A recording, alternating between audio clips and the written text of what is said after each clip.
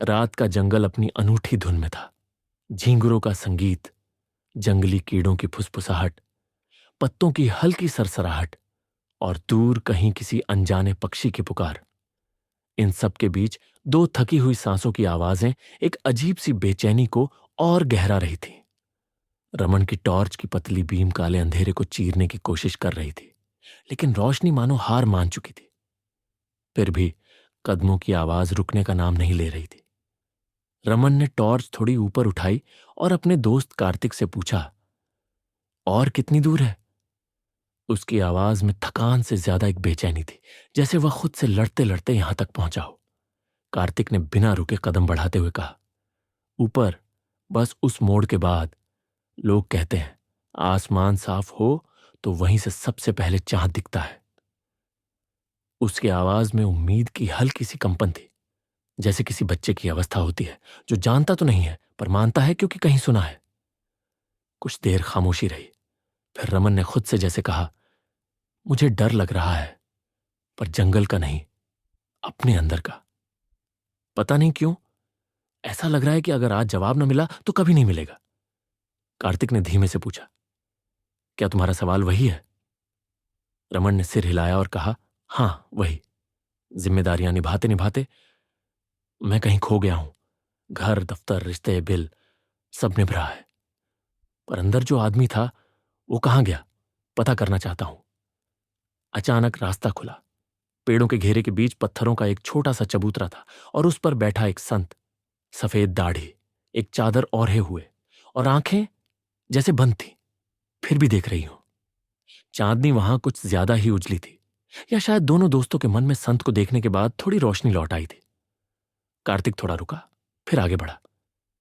महाराज, उसने फुसफुसाते हुए कहा, हम बहुत दूर से आए हैं, मन में कुछ एक सवाल लेकर।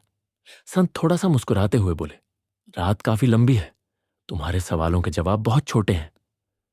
बैठो, थोड़ा ध्यान कर लो। उनकी आवाज में अजीब सी गर्माहट थी, मानो जैसे आग के पास बैठे हो। दोनों चुपचाप पत्थरों पर बैठ गए। टॉर्च दोनों ने बंद कर दी। चांदनी पर्याप्त थी, हवा हल्की सी ठंडी हो चली थी। संत ने धीमे से पूछा, सवाल कौन करेगा? कार्तिक ने रमन की तरफ देखा। रमन की आंखें पानी से भरी हुई थी, पर वह रोया नहीं। रमन ने खुद की भावनाओं को संभालते हुए पूछा, क्या जीवन बस निभाना है, या इसमें कुछ और भी है जो हमसे छूट गया?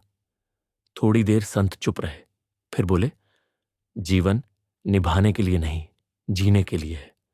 निभाना तब भारी लगता है जब मन फल की चाहत से बंध जाता है। जिस दिन मन क्रिया में ठहर जाए, क्रिया में लग जाए, निभाना ही जीना लगता है। रमन ने धीरे से पूछा, मतलब? संत ने अपनी हथेली खोली।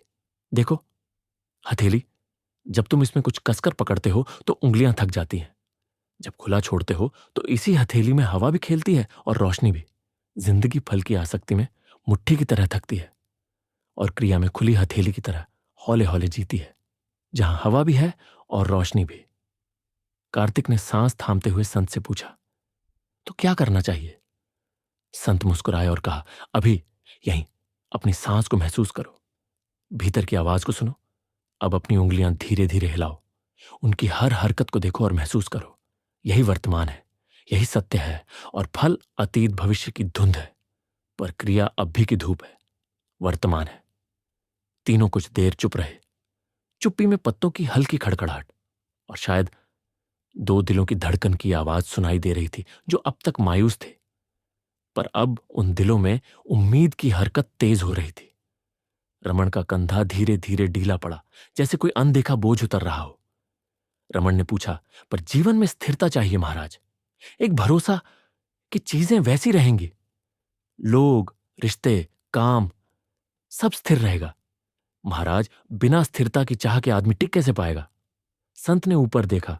चांद बादलों से छिपकर फिर बाहर आ गया था। संत ने कहा, मौसम कब स्थिर रहा? उन्होंने शांत भाव से कहा, पत्तियां गिरती हैं, कलियां खिलती हैं, नदी मोड़ लेती है। अनित्यता प्रकृति का व्याकरण है और स्थायित्व का मोह दुख का पाठ पढ़ाता है। जो बदलने देता है वह शांति पाता है, जो पकड़े रखता है वह थकता है। कार्तिक ने हल्की हंसी से कहा, तो छोड़ देना ही समाधान है क्या? संत ने सिर हिलाया। नहीं, छोड़ना नहीं, स्वीकारना। छोड़ना कभी कभी पलायन होता है, स्वीकारना शक्ति है। स्वीकारो कि सब बदलता है, और फिर उस बदलते हुए समय में अपने कर्म को प्रेम से करो। यही साधना है। रमन ने पहली बार संत को गौर से देखा और पूछा, और मृत्यु, उससे कैसे न डरे? संत की आंखों में करुणा की परछाई आई।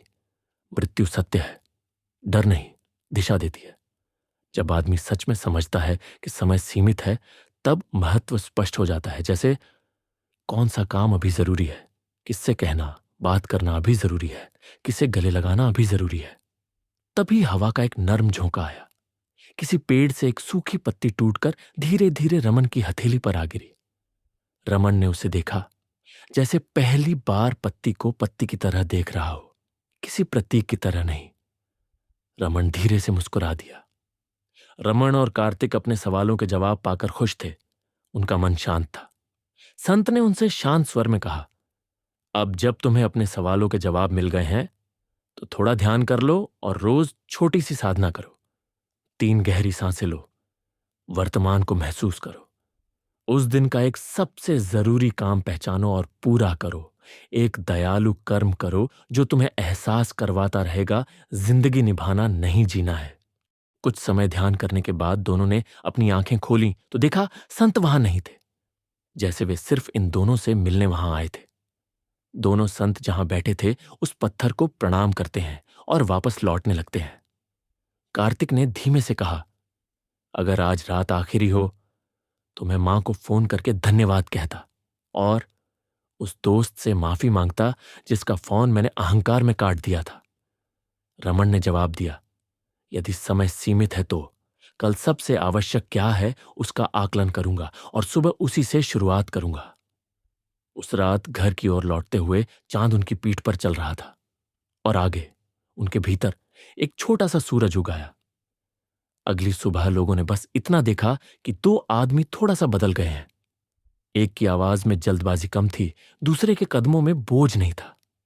यह कहानी यहीं खत्म नहीं होती। यहां से शुरू होती है आपकी कहानी। हर उस सुबह जब कोई आदमी तय करता है कि फल से नहीं, क्रिया से प्रेम करेगा और वर्तमान को सत्य की तरह दोनों हथेलियों से थामेगा, उसे जीवन जीने का मार्ग मिल जाता है। अगर इस कहानी से आपको प्रेरणा मिली है तो हां कमेंट करें, वीडियो को लाइक करें, अपने दोस्तों और अपने सोशल मीडिया हैंडल पर वीडियो की लिंक शेयर करें, चैनल को सब्सक्राइब करें और अपने प्रियजनों को भी सब्सक्राइब करने के लिए प्रेरित करें। फिर मिलेंगे एक नई कहानी के साथ। धन्यवाद।